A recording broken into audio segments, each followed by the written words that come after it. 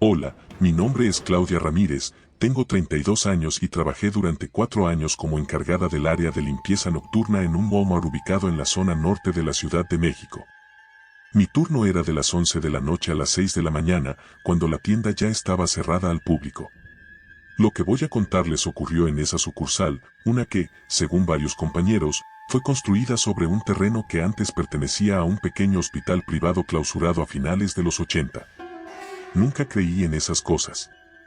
Entré ahí por necesidad y el trabajo era rutinario: barrer, trapear, revisar baños y asegurarme de que los pisos quedaran secos antes de la apertura. Por años no vi nada fuera de lo común, hasta que me asignaron el pasillo 17, donde están los productos de bebé. Las primeras noches no pasó nada. Pero después de la 1 de la mañana, cuando el ruido de las máquinas se apagaba y solo quedaba el zumbido de los refrigeradores, empecé a notar un sonido leve, como un llanto lejano. No era fuerte ni constante, más bien intermitente, como si alguien intentara contenerlo. Al principio pensé que era alguna clienta rezagada o un bebé que se había quedado dormido entre los estantes, aunque eso era imposible. La tienda se cerraba completamente a las 11.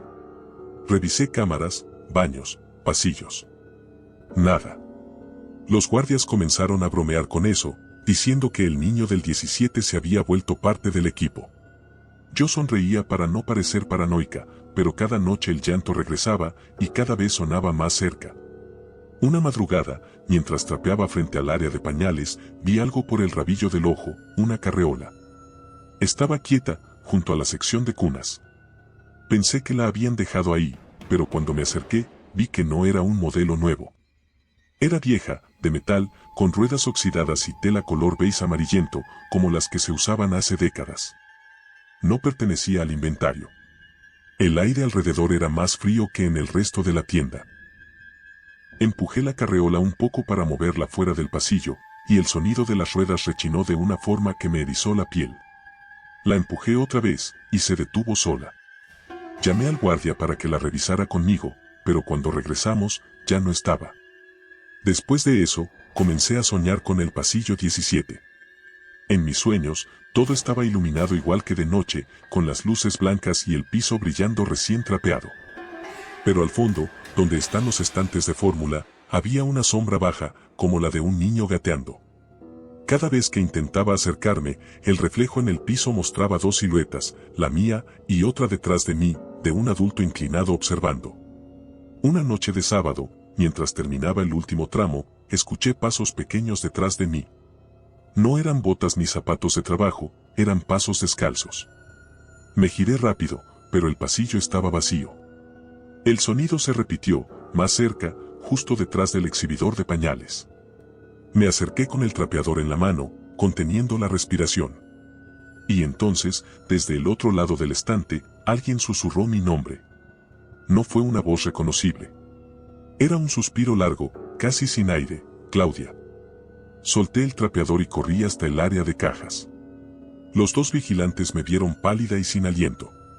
Uno de ellos, que llevaba años en el turno, solo me dijo: no vayas sola a ese pasillo después de la 1. Le pedí que me dijera por qué.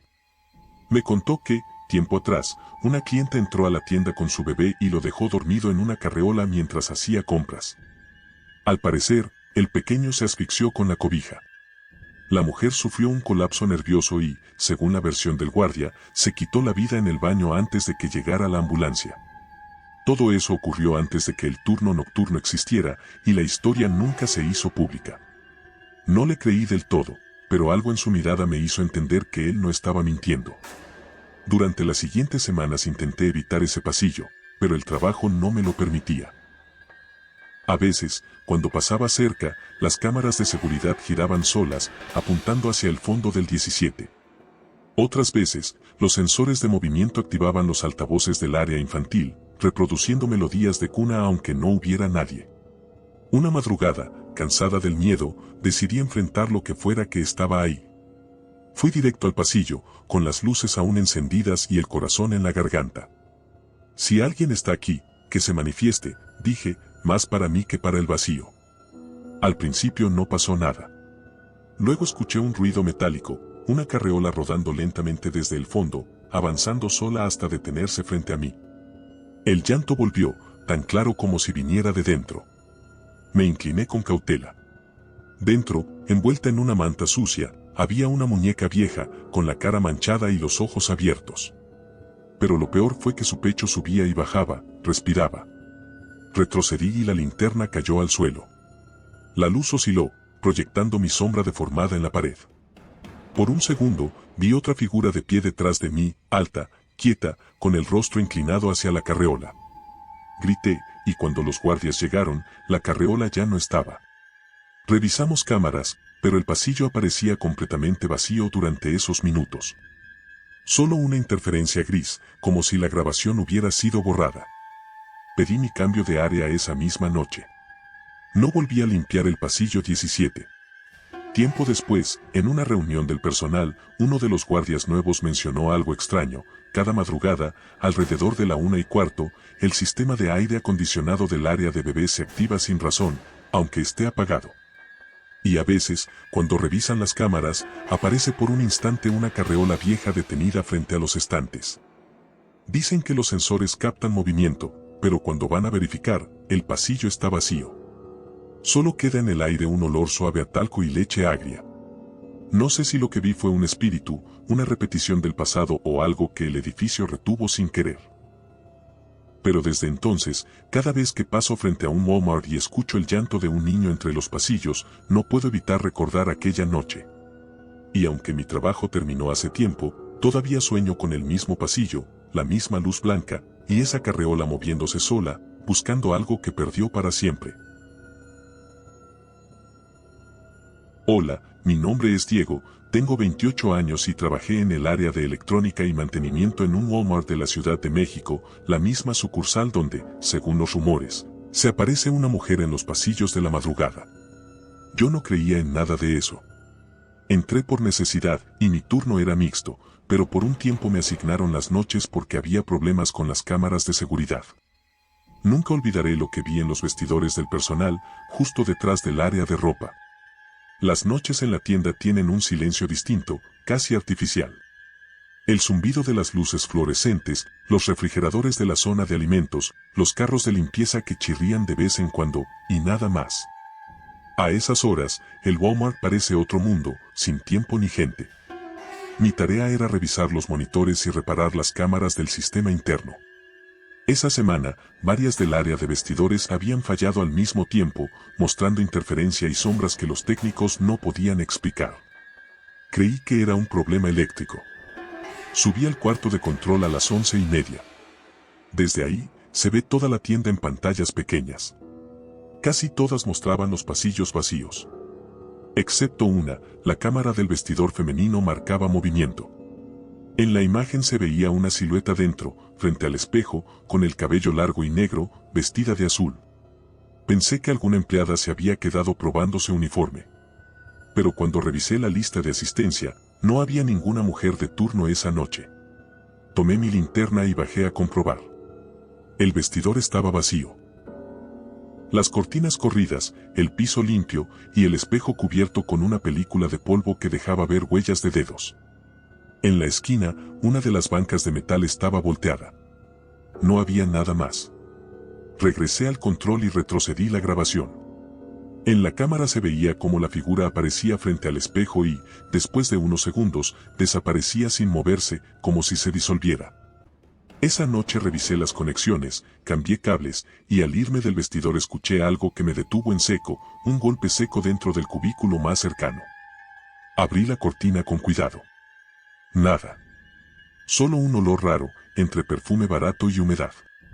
Decidí no mencionarlo a nadie, pero las noches siguientes el patrón se repitió. Siempre a la misma hora, 3:17 de la mañana. La cámara del vestidor se activaba sola y mostraba la silueta de una mujer peinándose frente al espejo. A veces, cuando la imagen era más nítida, podía ver su rostro, pálido, inexpresivo, con los labios morados y los ojos hundidos. En otras, simplemente aparecía su reflejo, pero no su cuerpo. Una madrugada, me atreví a quedarme ahí, dentro del vestidor, para comprobarlo. Apagué la luz y me senté en silencio frente al espejo. Durante varios minutos no ocurrió nada. Luego, el aire cambió. La temperatura bajó bruscamente y el vidrio comenzó a empañarse desde adentro, como si alguien respirara al otro lado. En medio del vaho, una mano se marcó sobre la superficie, como si alguien la apoyara desde dentro del espejo. Retrocedí un paso, pero la mano me imitó al mismo tiempo, hasta que noté que no era la mía. Los dedos eran más largos, las uñas más oscuras, y la palma tenía una cicatriz curva, como una quemadura. Intenté salir, pero la cortina se atoró. En ese momento, el espejo comenzó a reflejar algo distinto, el vestidor seguía igual, pero detrás de mí se veía una figura de pie, quieta, observándome. Me giré, y no había nadie. El reflejo, sin embargo, seguía ahí, sonriendo. De pronto, las luces del techo se encendieron solas. La sonrisa del reflejo desapareció, y detrás de mí se escuchó un susurro, tan cerca que sentí el aliento en la oreja. No todos se ven igual al otro lado. Salí corriendo. Subí al cuarto de control y borré los registros de las cámaras.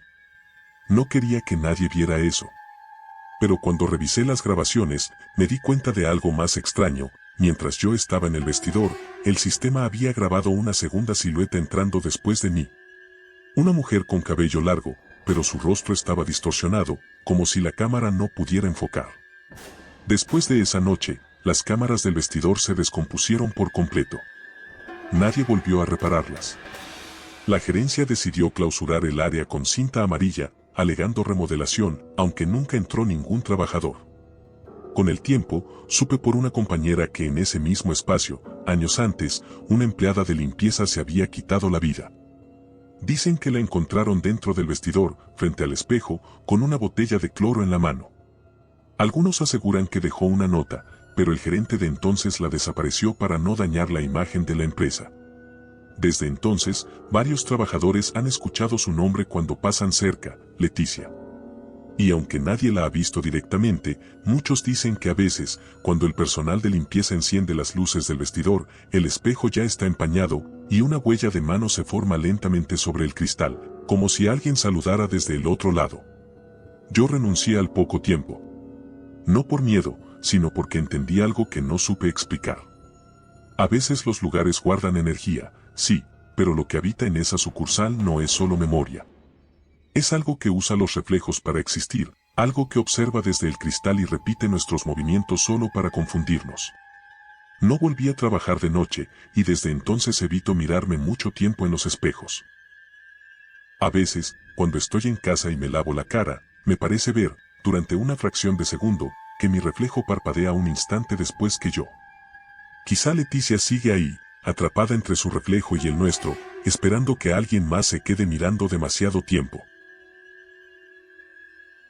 Hola, mi nombre es Raúl, tengo 39 años y trabajé durante casi 5 en el área de perecederos de un Walmart en la Ciudad de México, la misma sucursal donde, según muchos empleados, pasan cosas raras durante el turno nocturno.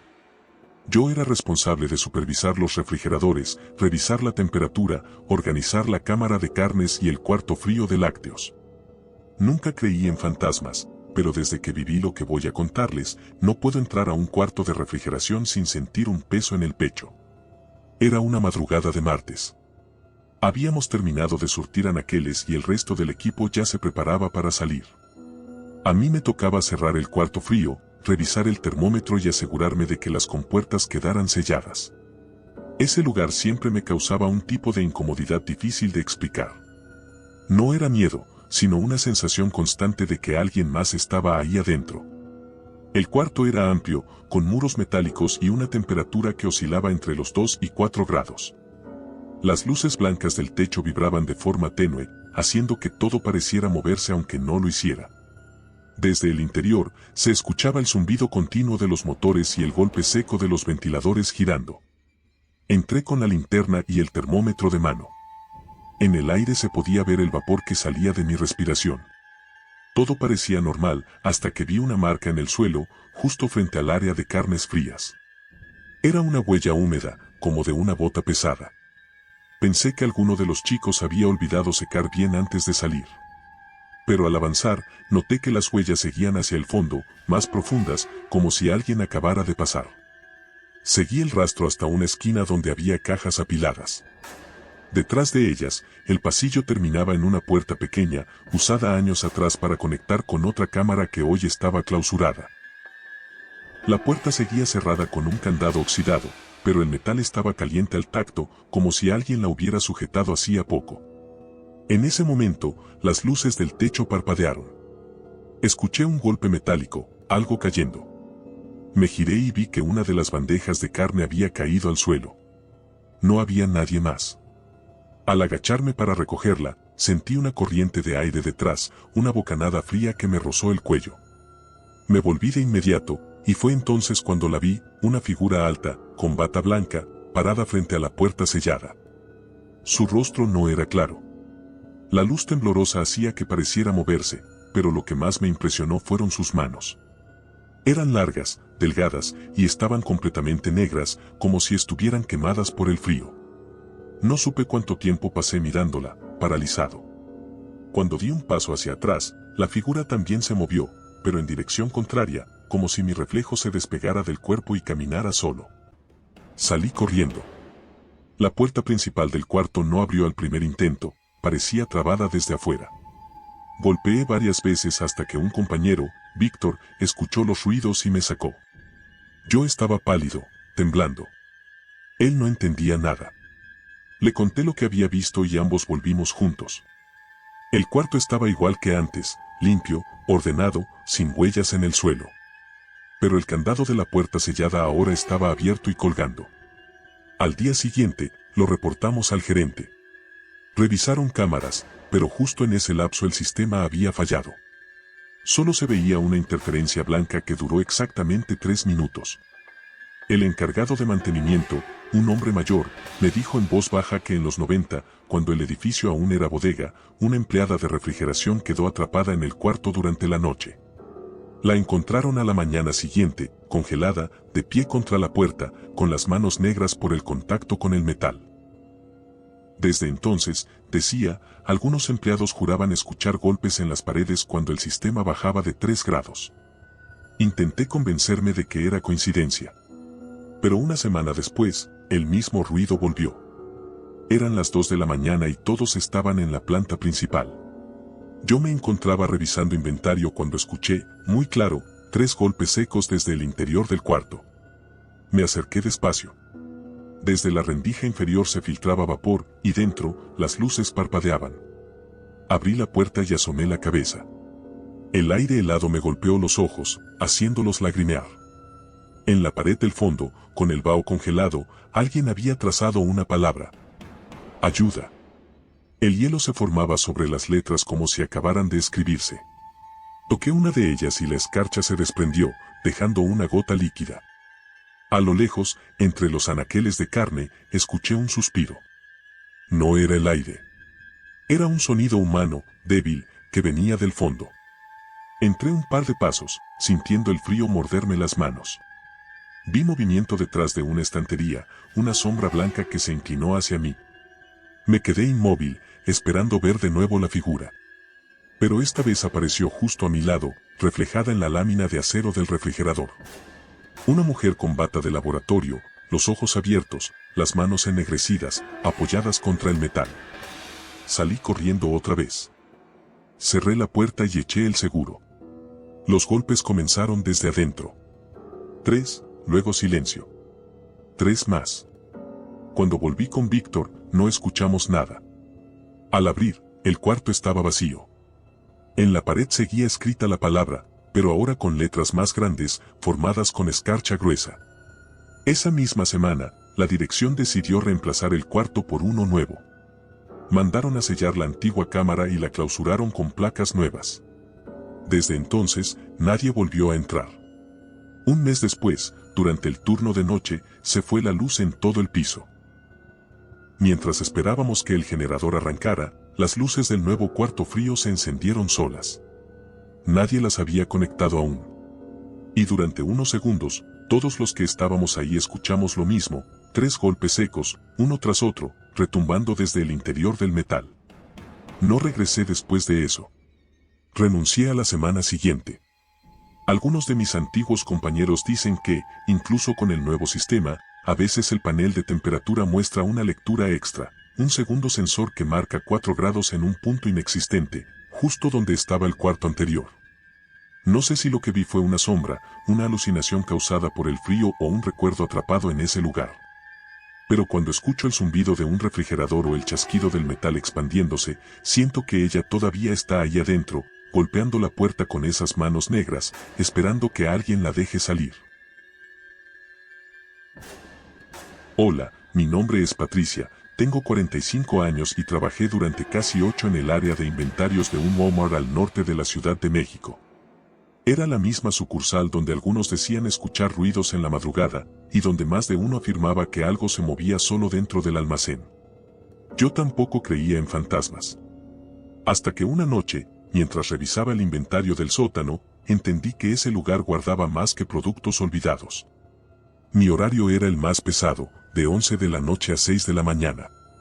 A esas horas, la tienda se volvía un sitio completamente distinto. Afuera, el tráfico desaparecía, adentro, solo quedaba el eco lejano de los refrigeradores y el zumbido constante del aire acondicionado. El almacén subterráneo estaba justo debajo del área de abarrotes. Nadie bajaba ahí salvo los encargados de inventario. Tenía una entrada lateral con una escalera angosta de concreto. Al fondo, el aire era más frío, húmedo, con un olor a cartón mojado y aceite viejo. Las lámparas fluorescentes parpadeaban todo el tiempo, y su luz hacía que las sombras parecieran moverse por las paredes. Esa noche, bajé sola. El sistema había marcado un desajuste en la zona de productos en devolución y necesitaba verificar manualmente las cajas. Me acompañaba solo el ruido de mis pasos sobre el suelo. Comencé a revisar las filas de estanterías con la linterna en mano.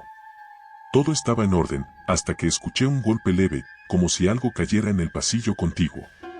Al asomarme, no vi nada. Pero cuando volví a la libreta, las cajas que había contado estaban en posiciones diferentes. Pensé que había anotado mal, así que reinicié el conteo.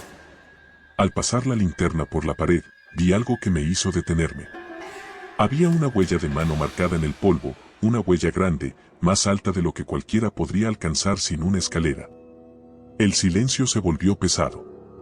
Seguí avanzando despacio, y entonces escuché el sonido de algo arrastrándose, un roce de cartón y plástico que venía del fondo del almacén. Al llegar al último pasillo, la lámpara del techo se apagó.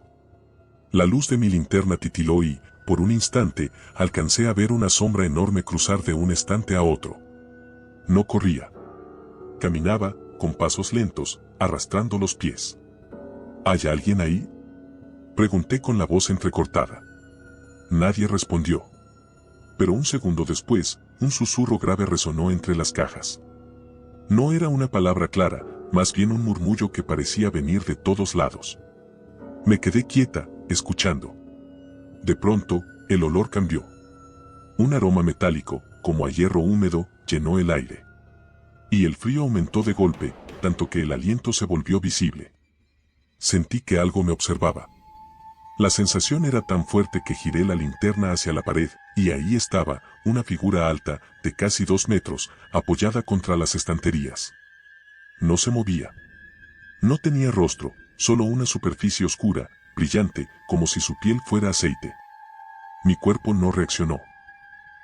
La figura inclinó la cabeza lentamente, y el sonido que salió de ella fue una especie de respiración entrecortada, como si intentara hablar sin tener garganta. Retrocedí sin quitarle la luz, hasta que tropecé con una caja y caí. La linterna rodó lejos, y la oscuridad me envolvió por completo. Entonces escuché pasos acercándose, pesados, arrastrados. El sonido del cartón aplastándose bajo su peso. Y luego, una voz baja, casi humana, susurrando desde la oscuridad.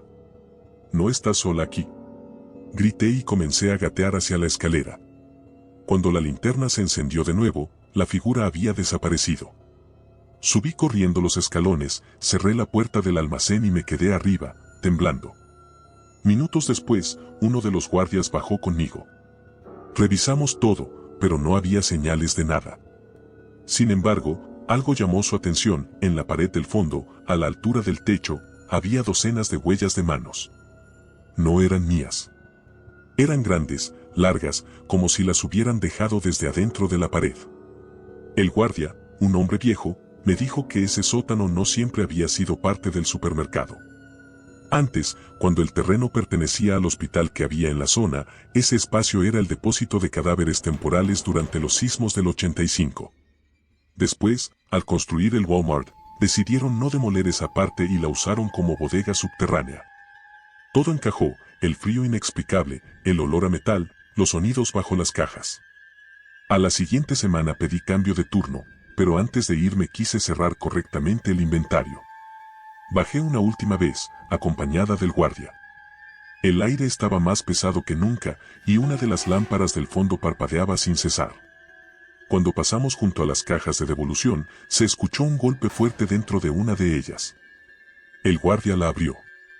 Dentro solo había plástico y envolturas viejas.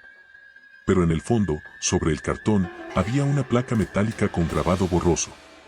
Alcancé a leer el final de una palabra. Patol. Posiblemente parte de la palabra patología. La guardamos en una bolsa y subimos sin decir nada. Esa noche no dormí. A la mañana siguiente, me dijeron que el guardia no se presentó a trabajar. Nunca regresó. Nadie lo volvió a ver. Desde entonces, los nuevos empleados dicen que en las cámaras del sótano, a veces, se ve una sombra moviéndose entre los estantes. Dicen que el sistema térmico detecta puntos de frío donde no debería haber ninguno. Y lo más extraño es que cada vez que alguien revisa el inventario manual, aparece escrita una frase en el polvo de las cajas. Sigue abajo. No sé si eso era humano alguna vez, o si pertenece al edificio que estuvo antes. Solo sé que el aire del sótano sigue oliendo a hierro, y que en las madrugadas se escuchan los mismos pasos lentos, el roce del cartón moviéndose solo, y esa voz, casi dentro del oído, recordando que en ese lugar nadie está realmente sola. Gracias por llegar hasta el final, gente. Dejen en los comentarios qué piensan de las aterradoras historias de hoy y si creen tener una más aterradora. Compártanla a nuestro correo electrónico para poder publicarla en un episodio de nuestro canal. Hasta el siguiente video.